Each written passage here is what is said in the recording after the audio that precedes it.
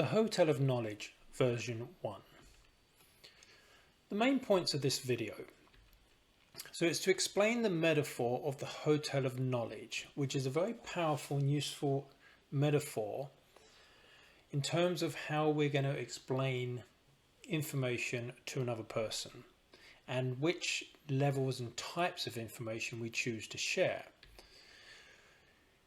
It's going to show how we make sense of the world through our mental maps of reality. We're just going to touch on this because some of the other videos go into this in real depth, but it's a very important aspect that will realize when it comes to maps.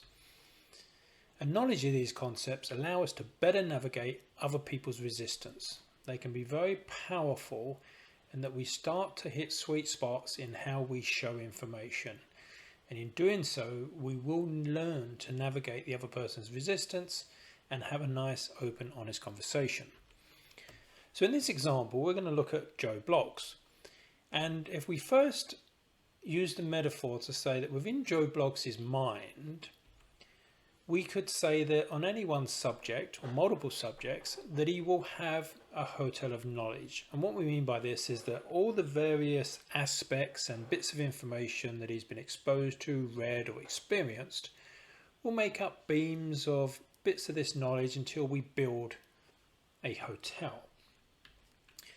Now if we take this metaphor into a little bit more depth, which will really show the power of the understanding of it, in that if we think about any subject that we choose, a lot of the time when we look at the truth that we experience with a certain subject, we will build up layers and layers, effectively floors, and on those we will then start producing conclusions of all the experiences we have. We start building beliefs, etc.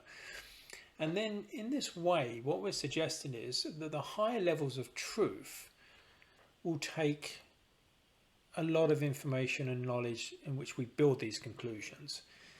And effectively on a lot of subjects, what can happen is that if you were to share some of these higher levels or floors of truth, they can often be tough to digest for people in terms of their conclusions, particularly around subjects that are not commonly within the mainstream when it comes to natural health, etc. So if we've built up a lot of specific knowledge and we're talking to someone that hasn't been exposed to this, what's often going to happen is that they will only share some of the lower levels of truth. And for a lot of people, they will actually have incorporated some of the lies which occur in propaganda and the selling of products. So the real question comes when we want to relate to somebody, if we start telling them conclusions from the 5th floor or even, higher levels, and they haven't actually walked into, even the 1st or 2nd floor, then we're not going to be able to relate to these people and they're not going to really have knowledge of what we're saying. And this is when they will often just call you a conspiracy theorist, tends to be the trend of the moment. So our advice is that we really need to start on what we label common ground. And by doing this, what will happen is that we're within the knowledge of what we both agree on. And from there, we can walk people through the various aspects, tell them stories that get them to the higher level conclusions once they've exposed to the information. So in today's climate, it's pretty common knowledge that a lot of corruption exists. Some other examples are that something is not quite right. People can really commonly agree on this. And policies influenced by special interests.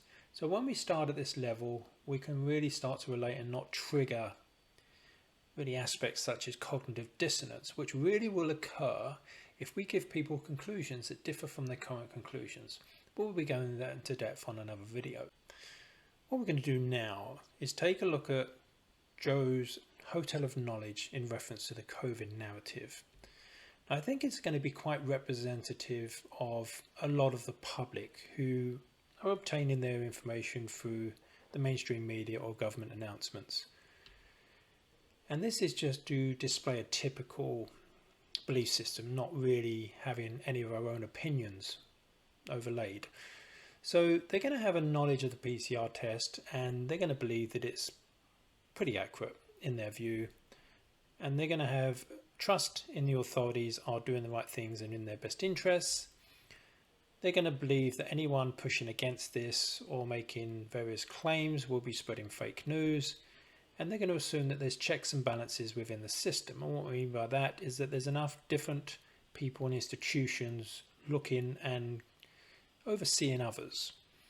So this would then lead people to believe, if watching the media or looking at the policies that are enacted, that there is a serious risk to them, regardless of them even understanding what the exact risk was to them.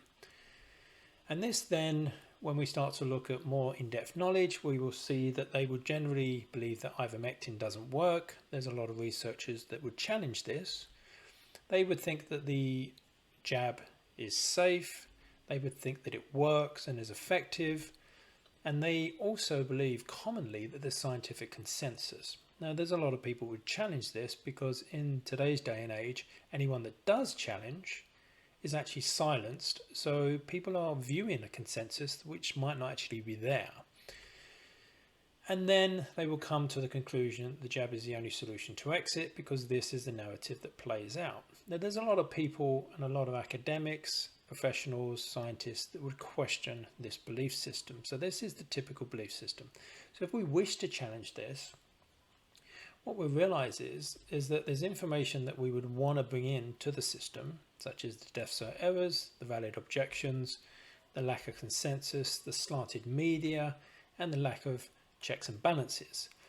Now, what's key is that how we get this information into the system. But really for this video, what we're sharing is this metaphor, the hotel of knowledge, and that we want to understand what the person's hotel is built from and then learn to challenge the information within there. And in other videos, we will look to how to do that. But the key point really is to not share knowledge that's on really higher floors of ours that does not exist in the other person's. So another important aspect that we can use with this metaphor is to actually look at how our hotel of knowledge is in the way that we view ourselves. Because the state and the mindset that we're in when we're speaking with people is very, very key. So for example, if Jane has had the experience where Joe has not listened to her, she may have the feelings of being ignored. She may have a lack of confidence. She may have certain fears around speaking and opening up and sharing what she believes to be true. And she may feel that she has a lack of skills in which to do this. And this can often lead people to produce a self-image that I cannot make a difference. Now this is obviously very problematic because people stop trying. And really it's understandable why they would. But what we really want to get through to people is that with the right skills, mindset and knowledge, we can start having really good conversations. And really in a short space of time, in particularly what I've experienced in how I've learned a lot of the things that were shown on this course. So she may always feel a lack of power. She may also feel that she really cannot challenge authority. She may feel that what she's doing doesn't work and that people don't listen. And then of course you could produce another subsequent conclusion, which we are fighting a losing battle in the way that she would want to challenge the narrative. However, there are people that successfully get through to people, so it's just a case of learning these skills, and they can be obtained rather quickly. So Jane really wants to become skillful. She wants to be confident, and she wants to realize that she can make a difference. When this occurs, then she's going to start building conclusions and become confident. Conclusions that she can make a difference. So this becomes very powerful. And what's really important with the hotel of knowledge is that when you start to realize where people's belief systems are built in these beams, then you know where you can start to challenge them to get the greatest change in a system. So in summary, if we look that Jane and Joe have separate hotels of knowledge, then the question is, how can Jane show Joe differences in her knowledge that Joe can then incorporate into his hotel of knowledge? Now, we will start to show how you can do that in other videos, but really this video is just summarizing this metaphor in order that people don't start making and sharing conclusions that are far beyond the other person's hotel of knowledge or where they are. So hopefully this video was helpful, and we will see you in further videos.